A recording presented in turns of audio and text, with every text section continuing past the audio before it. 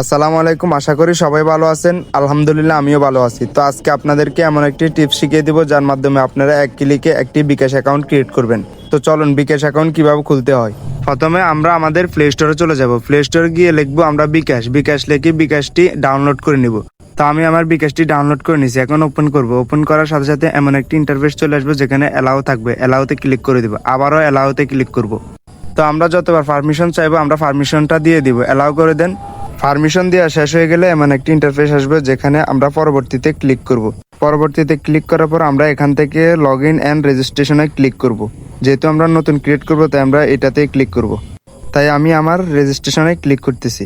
Click করা শেষ হয়ে গেলে এখানে আমি আমার ফোন নাম্বারটি দিয়ে দিব, যে নাম্বারে বিকাশ করবো ওই নাম্বারটি দিয়ে দিব। দেখবো বাংলাদেশ সিলেক্ট করা আছে কিনা। সিলেক্ট করা থাকলে আমি আমার নাম্বারটি দিয়ে দিব। আমি আমার নাম্বারটি দিয়ে দিচ্ছি, আপনারা আপনাদের নাম্বারটি দিয়ে দিবেন। তো পরবর্তীতে নিচে ক্লিক করব। পরবর্তীতে ক্লিক করার সাথে সাথে এমন একটি ইন্টারফেস চলে আসবে, আপনার কোন সিমটি খুলতে চান ওই সিমটির ক্যাটাগরি দিয়ে দিবেন। তো আমি আমার ক্যাটাগরিটি সিলেক্ট করে দিতেছি, আপনারা আপনাদের ক্যাটাগরিটি সিলেক্ট করে দিবেন। ক্লিক করার সাথে সাথে এমন একটি ইন্টারফেস চলে আসবে যেখানে আপনাদের দুটি অপশন চলে আসবে, একটা হচ্ছে আপনাদের জাতীয় পরিচয়পত্র, একটা হচ্ছে জন্ম সনদ। তো যেহেতু আমি আমার এনআইডি কার্ড দিয়ে খুলবো তাই আমি এনআইডি কার্ডটাই সিলেক্ট করব। উপরটাতে ক্লিক করে দিব। দেওয়ার সাথে সাথে এমন একটি ইন্টারফেস চলে আসবে যেখানে আমার 6 সংখ্যার একটি কোড যাবে ওই সিমটিতে, যে সিম দিয়ে রেজিস্ট্রেশন করেছি। দেওয়ার সাথে সাথে আমি এখন অ্যালাউতে ক্লিক করে দিব। অ্যালাউতে ক্লিক করার সাথে সাথে এমন একটি ইন্টারফেস চলে আসবে।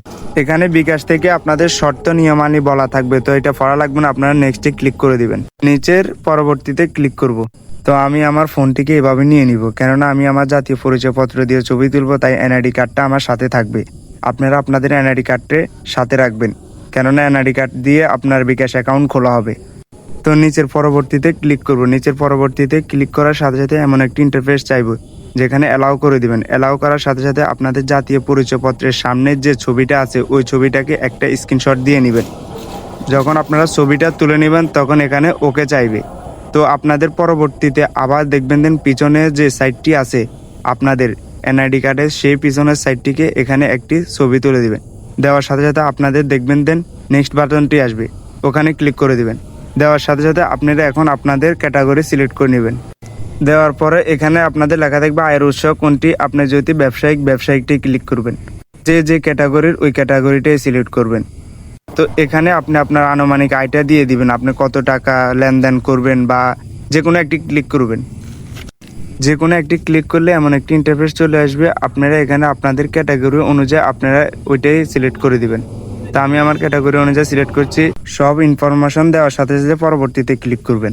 দেওয়ার পর আপনাদের এখানে হচ্ছে মেন কাজ, যার এনআইডি কার্ড দিয়ে আপনারা অ্যাকাউন্টটি ক্রিয়েট করতেছেন অবশ্যই তার ছবি লাগবে।